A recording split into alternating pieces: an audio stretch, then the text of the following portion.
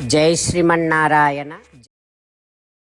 లక్ష్మణ, నా తమ్ముడు భరతుడే స్వయంగా వచ్చాడంటున్నావు కదా, ఇక భరతుడే వస్తే నాకు ఈ ఆయుధాలతో పనేముంది లక్ష్మణ?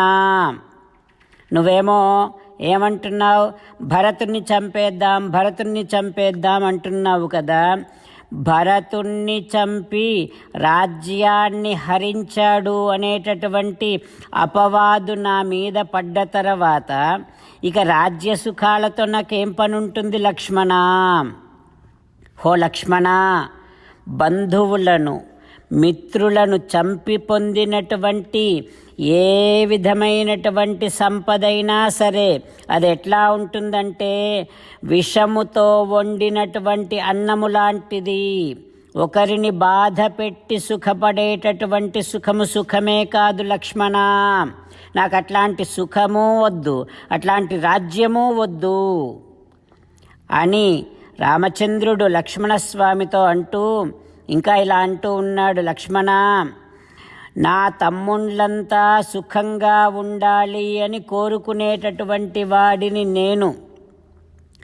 ఈ భూమిని ఆక్రమించటం నాకేం పెద్ద కష్టమైన పనేం కాదు లక్ష్మణ. కానీ అధర్మంగా దేవేంద్ర పదవి వచ్చినా నేను దాన్ని నిర్లక్ష్యంగా వదిలేస్తాను. నాకు అవసరమే లేదు దేవేంద్ర పదవి అధర్మంగా వస్తే. లక్ష్మణ, నేనెప్పుడు కూడా మీరు ముగ్గురు సుఖంగా ఉండాలని కోరుకునేటటువంటి వాడినయ్యా. మీకు లేనటువంటి సుఖము నాకేదైనా ఉంటే నేనేమనుకుంటాను తెలుసునా? భస్మతత్ కురుతాం సిఖీ, అట్లాంటి సుఖము అగ్నిలో భస్మమవుగాక అనుకుంటాను. మీకు లేనటువంటి సుఖము నాకు ఉండడానికే వీల్లేదు లక్ష్మణ. ఓ లక్ష్మణ, ఇంకా నేనేమనుకుంటున్నానంటే నా మనస్సులో ఇప్పుడు నువ్వనుకున్నట్టుగా భరతుని విషయంలో నాకు ఆలోచన రావటం లేదు. అయితే భరతుడు అయోధ్యకి వచ్చి ఉంటాడు, రాగానే ఈ విషయమంతా తెలిసుంటుంది. మనము ఈ రకంగా ముగ్గురము అడవులకు వచ్చేసామని తెలవగానే మనని చూడాలనే కోరికతోని ప్రేమతో ఇలా వచ్చాడేమో భరతుడు, నాకట్లా అనిపిస్తోంది లక్ష్మణ. కానీ చంపడానికి వచ్చాడని నాకు అస్సలు అనిపించటం లేదు. ఓ లక్ష్మణ, భరతుడు రాగానే విషయమంతా తెలుసుకొని వాళ్ళమ్మను కోప్పడి నాన్నగారిని మెప్పించి మళ్ళీ నాకు రాజ్యం ఇవ్వడానికే వచ్చి ఉంటాడు లక్ష్మణ. అస్మాన్ మనసాప్యేష నా ప్రియం కించిత్. ఎందుకంటే భరతుడి విషయం నాకు తెలుసు. మన విషయములో భరతుడు మనస్సులో కూడా కొంచెం కూడా చెడుగా ఆలోచించలేడు. అట్లాంటి వాడయ్యా భరతుడు. లక్ష్మణ, నువ్వెందుకు భరతుడిని అనుమానిస్తున్నావు? నాకు అర్థం కావటం లేదు. ఎప్పుడైనా నీతోని భరతుడు ఇప్పుడు నువ్వు మాట్లాడినటువంటి మాటలు ఎప్పుడైనా మాట్లాడా? నిన్ను చంపేస్తానని ఇంత కఠినంగా ఎప్పుడైనా నీతో మాట్లాడా భరతుడు? లక్ష్మణ, నువ్వెందుకు మాట్లాడుతున్నావు ఈ రకంగా? నువ్వు భరతుణ్ణి ఏమి అనడానికి వీల్లేదు. నా మాట విని క్రిందకి దిగు. భరతుణ్ణి ఏమి అనడానికి వీల్లేదు. ఒకవేళ భరతుణ్ణి అంటే నన్నన్నట్టే. ఎట్లాంటి ఆపద వచ్చినా సరే తండ్రిని ఏ రకంగా కొడుకులు చంపుకోరో ఆ రకంగానే అన్నదమ్ములంతా ప్రాణ సమానంగా ఒకరినొకరు ప్రేమించుకుంటూ ఎట్లాంటి పరిస్థితుల్లో కూడా ఒకరినొకరు చంపుకోరు, ఒకరినొకరు తిట్టుకోరు లక్ష్మణ. అట్లా ఉండాలి భ్రాతృప్రేమ అంటే. సీతారామచంద్రులను మనసారా ధ్యానము చేస్తూ పరమదయాలువు పరమశివుడు చెప్పిన పరమపావన రామనామాన్ని చెబుతూ మనము రామనామ గానము చేస్తూ ఉంటే అదిగో సీతారామచంద్రులు, పార్వతీ పరమేశ్వరులు, ఆంజనేయస్వామి సకల దేవతలు, పితృదేవతలు, మహర్షులు, ఆచార్యులు, భాగవతోత్తములు అందరూ మనని చూసి ఆనందముతో అనుగ్రహిస్తున్నటువంటి దృశ్యాన్ని భావన చేస్తూ నోరారా రామనామగానము చేద్దాం. రామ రామ దశరథ రామ, రామ రామ దశరథ రామ, హే హే రాజా రామ, హే హే రాజా రామ, హే హే సీతారామ, హే హే సీతారామ.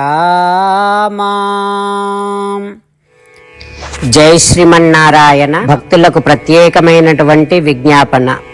మీకు అన్ని విషయాలలో వెంటనే మంచి ఫలితాలు రావాలి అనంటే ప్రతిరోజు 1 నిమిషం వెచ్చించి నారాయణాస్త్రాన్ని చదవండి. ఇక మీకు తిరిగే ఉండదు. నారాయణాస్త్రాన్ని పొందడానికి మీరేం చేయాలంటే నారాయణాస్త్రం అనే వెబ్సైట్కి వెళ్ళి మీ పేరు, మీ ఈమెయిల్ ఇస్తే మీ ఈమెయిల్కి నారాయణాస్త్రం PDF వస్తుంది. అందులో ఒక రామాయణ శ్లోకం, ఒక గీతా శ్లోకం, ఒక విష్ణునామం ఉంటాయి.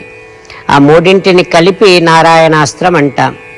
ప్రతి ఒక్కరికి వేరువేరు శ్లోకాలను ఇస్తున్నాం. ఆ రకంగా ఎవరి శ్లోకాన్ని వారు ప్రతిరోజు తప్పనిసరిగా చదవటం వలన ప్రతిరోజు ప్రతి 24,000 భక్తులతో ఒకసారి సంపూర్ణ రామాయణ పారాయణ, 33 సార్లు శ్రీమద్ భగవద్గీత పారాయణ, 24 సార్లు శ్రీ విష్ణు సహస్రనామ స్తోత్ర పారాయణ జరుగుతుంది.